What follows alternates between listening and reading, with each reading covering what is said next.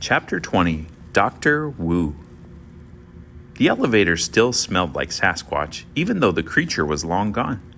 Ben tapped his feet nervously as he and Pearl rose to the second floor. "Take a left," Mr. Tabby had told them. "Dr. Wu's office is the last room at the very end of the hall. Do not open any doors along the way. This you must promise." "We promise," both Ben and Pearl had vowed.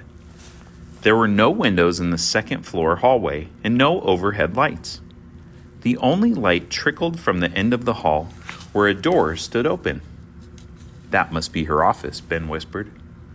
Pearl led the way, her steps confident and loud, her ponytail swinging. They passed door after door, all closed. Ben wondered if the Sasquatch was behind one, or the dragon hatchling, or another equally amazing creature. But he'd promised not to open any doors, so he kept his hands tucked into his jeans pockets. About halfway down the hall, Pearl's footsteps slowed. Then she stopped walking. "My mom and dad will be wondering where I am," she whispered. "Maybe we should leave." Even in the dim light, Ben could see that Pearl's eyes were as wide as golf balls. "You're the one who wanted to meet her," he said, his voice hushed. "I know, but I'm kind of scared. What if she's mean?" He wasn't going to admit that he also felt a bit scared. He figured that a doctor who worked with dragons had to be fierce, strong, maybe even a bit crazy. "Don't you want to find out about the imaginary world?" Pearl nodded, but she didn't budge. "Come on," Ben said. "We'll walk together." And so, with matching footsteps, they started walking again. A few moments later, they arrived at the open doorway. "Come in," a gentle voice said. Sunlight streamed in through Dr. Wu's windows, which overlooked a small lake.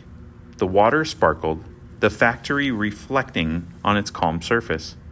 The office itself was a mess, cluttered with baskets, crates, and moving boxes.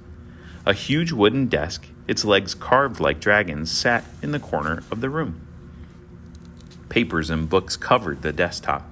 Glass jars filled with cloudy liquids and odd floating things crowded the shelves. A woman stood next to a coat rack, unbuttoning a white laboratory coat. As she hung the coat on a hook, yellow glitter drifted through the air. The woman shook her head, and glitter fell from her long black hair. She removed her stethoscope and set it on the desk. Then she folded her hands behind her back and gazed at the kids. "You wanted to see me?" Ben held his breath. Dr. Wu was nothing like he'd imagined. She wasn't a towering superhero. She stood about his height, which wasn't very tall. Her face was as pale as the moon, her almond-shaped eyes as black as ink. She was beautiful, even with the big scar that ran across one cheek. Another ran down her neck. "Hi," Pearl said. Then she nudged Ben. He released his breath. "Hi," he said.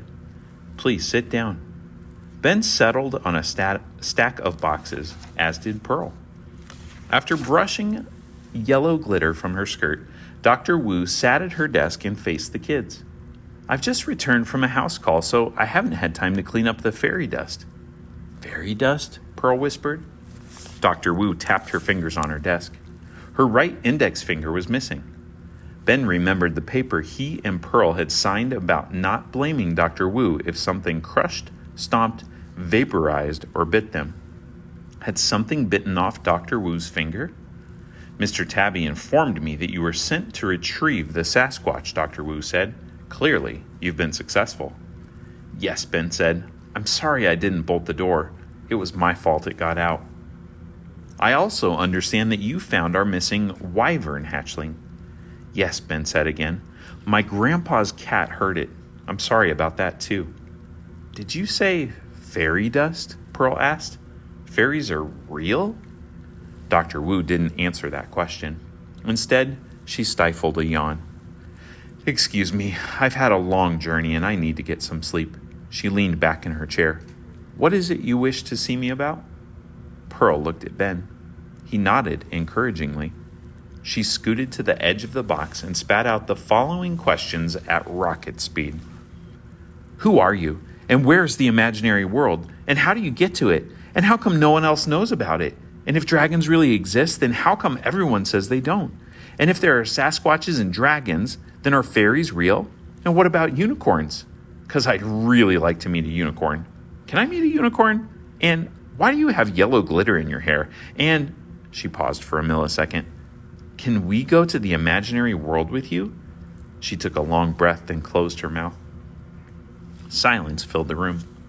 Ben could barely keep himself from wiggling as they waited for the doctor's answers. Dr. Wu suddenly sat up very straight. It is always a challenge to keep my hospital a secret, and you two already know more than you should. Her gentle voice turned dark and serious. Something flashed in her eyes. I'm not sure what to do about it. Were they in trouble? Ben shifted nervously.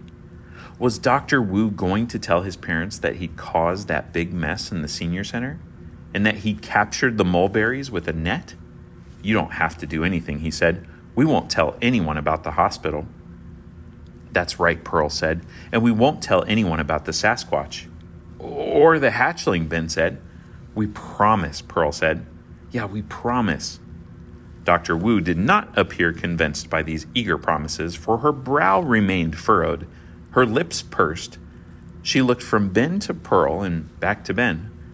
Ben smiled, trying to look like a boy who always told the truth, not like a boy who made up stories.